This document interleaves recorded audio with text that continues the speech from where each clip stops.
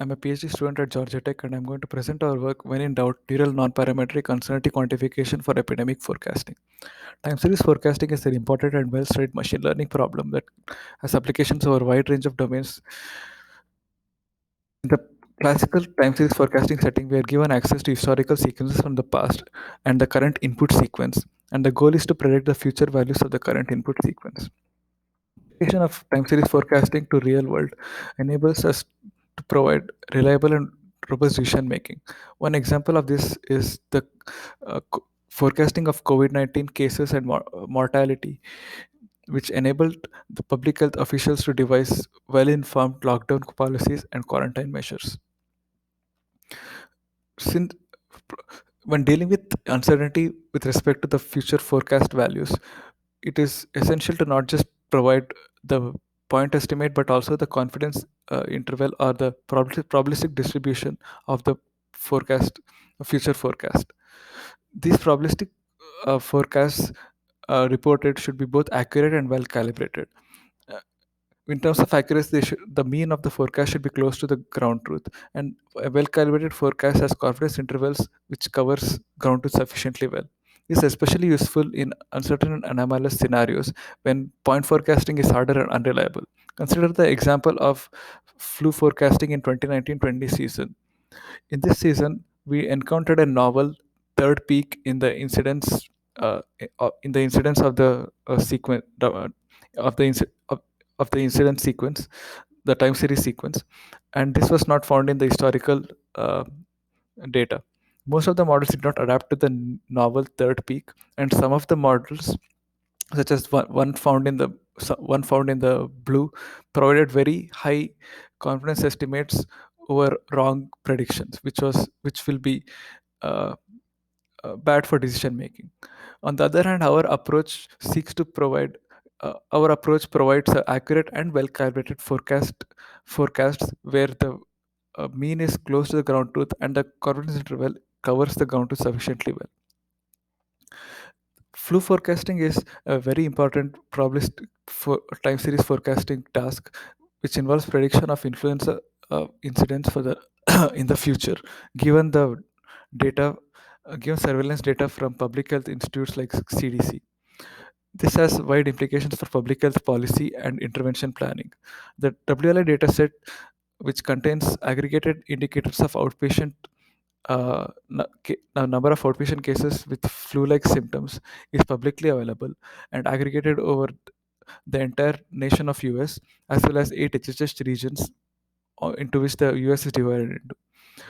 These signals are available weekly starting from the year of 2003 2004 until the current until the current period. The real-time flu forecasting setup is as follows. We are given access to the data of past WLI sequences until the past season, as well as the WLI sequence of the current season until the current week. The goal is to train a forecasting model that predicts the future values of the WLI sequence up to 4 weeks into the future. The current widely used flu forecasting models mostly focus on point prediction, and some of the probabilistic methods do not also do not focus on producing well calibrated forecasts. Therefore, they do not adapt well to unreliable and to novel unseen scenarios. Our goal is therefore to develop deep probabilistic model for accurate and well calibrated time series forecasting. And due to the nature of our model, which leverages temporal similarities with the historical season, we also enable explainable forecasts that help in sound decision making. We next we outline the overall idea of our approach. We note that deep sequential models like GRU, LSTM, RNN, due to their superior representation power, capture long-term patterns, and this has been widely successful for point forecasts. But since these models are not probabilistic, they do not learn a density function over the predictions and cannot be used directly for probabilistic forecasts. Recent methods that involve deep learning for probabilistic forecasting and calibrated forecasting include Bayesian deep learning methods. These methods, however, are non-trivial to set useful priors, and the inference of the model parameters are intractable in general. Deep ensembles are another approach which is widely used, but since they are computationally intensive and use multiple instances of the pawn prediction models for uh, in for generating forecast distributions. There has also been works that suggest that these widely used methods sometimes also find it hard to estimate uncertainty accurately. Therefore, uh, we use a non-parametric Gaussian process-based approach, which directly leverages similarity with the uh, training sequence as part of the function that determines a forecast distribution. This enables us to directly quantify the uncertainty of the input sequence based on the similarity with patterns seen in the training data. However, classical Gaussian process-based approaches do not capture uh, long-term sequential patterns very well, and their training on high-dimensional data is very inefficient.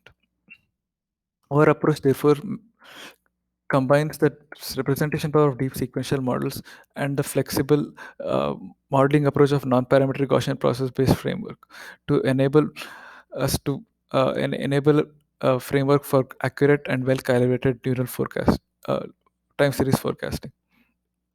There have been recent works that combine deep learning models with Gaussian process-based frameworks, such as functional neural process, which uses which is applied on which uses only static data sets, and recurrent neural process, which is based on the neural process family of models. They use attention over training sequences to leverage similarity with respect to training set. Our contribution on the other hand is to you know is to invent a new functional neural process framework for sequential data, and we leverage complex stochastic latent correlations between the input sequence and the training sequence to derive the Pareto distribution. The main idea behind IPFNP involves leveraging similarity between stochastic similarity between sequences in the in the uh, training set and the input distribution. Therefore, we divided divide the data set into two parts: the training and reference sequences. The reference sequences are the sequences on which we model the similarity of the the input sequences on, and these sequences are, for our task, the full WILI sequences of historical seasons.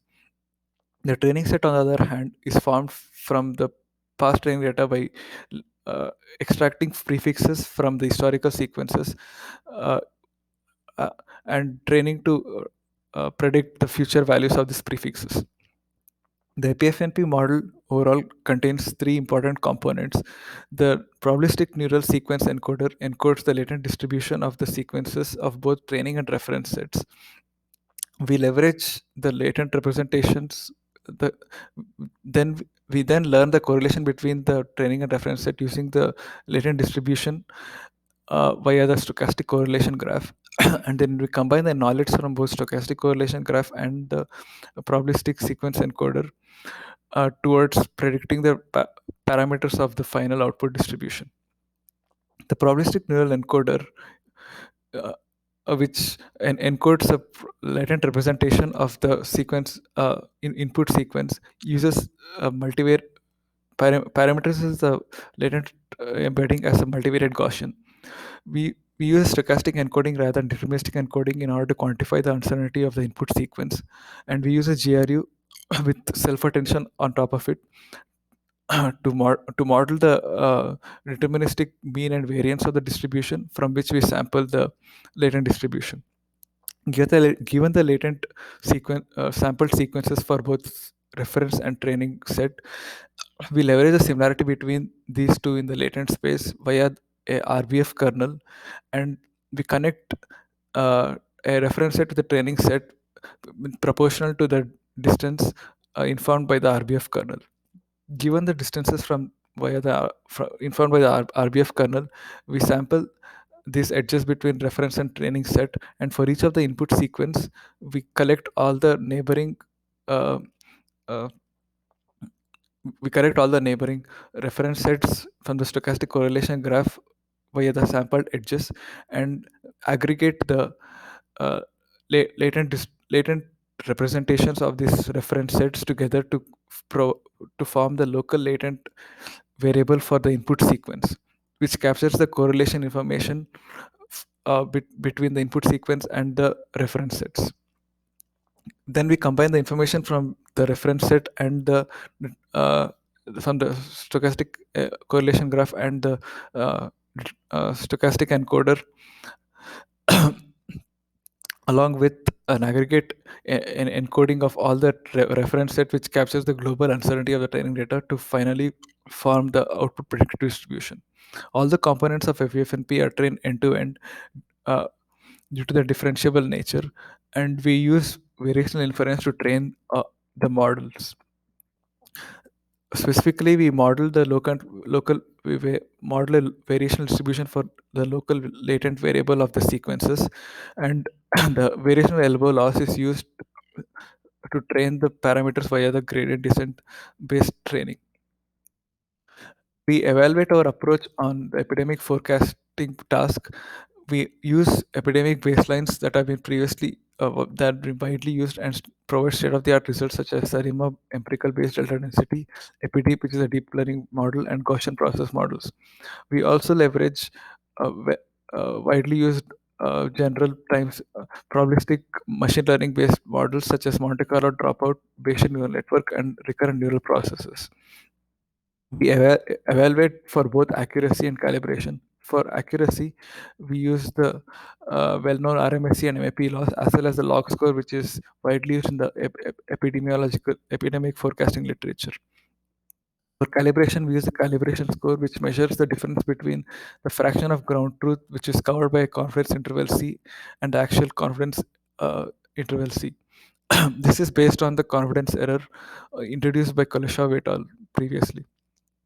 We first observed that EPFNP provide accurate and point predictions with 13% and 42% better RMSE and MAP compared to the best baselines. This is over all over the entire US national as well as 8 HHS regions for the all WLS sequences. Finally, next we see that the PFNP provides significantly better calibrated predictions with 2.5 times better log score and 20% better confident calibration score compared to the best baselines. We also examine how APFNP and baselines adapt to novel patterns such as those found in the novel H1N1 season and COVID-19 season. We see that PFNP is the only one that captures unprecedented patterns like the novel third peak in COVID-19 and the novel early peak in the H1N1 season. And empirically, we found that it significantly outperforms the baselines in accuracy and calibration. We also found that using the stochastic correlation graph, the sampled edges of the historical season automatically identify the similar patterns to the current input sequence. For example, the 2015-16 sequence for during the week forecasting for week 21 found that the stochastic correlation graph uh, found I think we can mix that part. Yep. To conclude, we introduce APFNP, a novel state-of-the-art deep probabilistic forecasting model that provides both accurate and well-calibrated predictions by leveraging the representation power of deep sequential models and the non-parametric Gaussian process for accuracy and calibration. On evaluating on flu forecasting tasks, we found that APFNP consistently outperformed top baselines in both accuracy and calibration significantly. And we also found that our model is the only one that adapts to novel, uh, unseen patterns and provide explainable forecasts uh, and provide and reliable uncertainty estimates. For future work, we aim to extend our framework to capture uncertainty from multiple data sources of different modalities together, such as a graph, such as graph sequences, static signals, dynamic graphs, etc. I finally thank our collaborators for this work, and uh, we have released the code and dataset for our uh, for reproducing our results and for further research. Thank you for listening to the talk.